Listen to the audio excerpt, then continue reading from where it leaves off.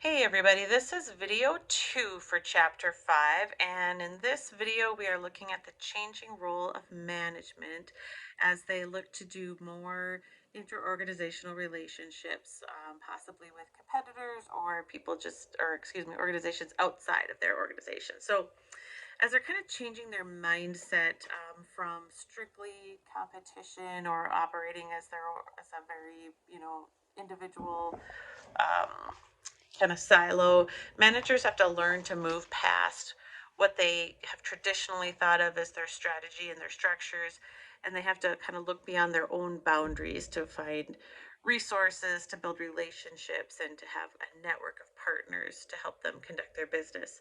So they think about horizontal processes rather than vertical structures to do this.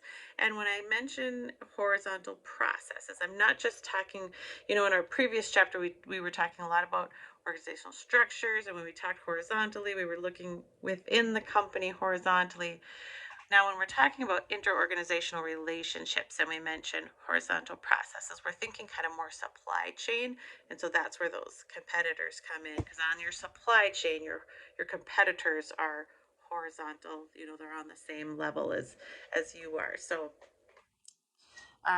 let's see, where did that leave me? So they're thinking about horizontal processes rather than just their own vertical structure. And those horizontal linkages include links to suppliers and customers, and they can kind of be part of the solution as well at times. The managers learn to appreciate opportunities that can grow from those cooperative relationships, and they can see how it's kind of a win-win for everybody with with other contributors in the ecosystem. So rather than forcing suppliers into lower prices or customers into higher prices, sometimes these managers can strive to strengthen the larger system evolving around them. We see this a lot with technology, like we mentioned with the Apple and Samsung example, but you just see it a lot with other tech companies and with sharing different parts. Um, Car companies as well. Another example they mentioned in the text is a high-end retailer. I can't remember if it was Neiman Marcus or if it was another one that created a set of items to be sold through Target. So kind of more of like a mid-price item to take advantage of Target's distribution system.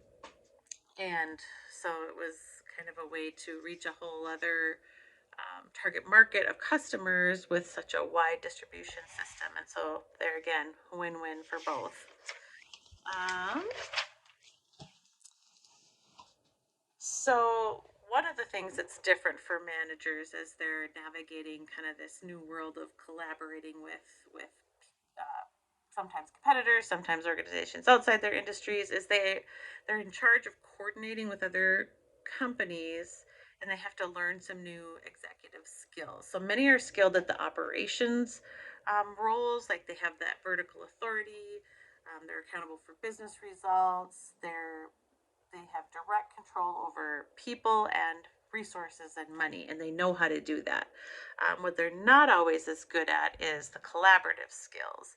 So they in these roles, when they're collaborating, they don't have vertical authority over the folks in the other companies that they're collaborating with, but they are still accountable for business results. So they have to learn how to navigate that new dynamic, and that can be tricky.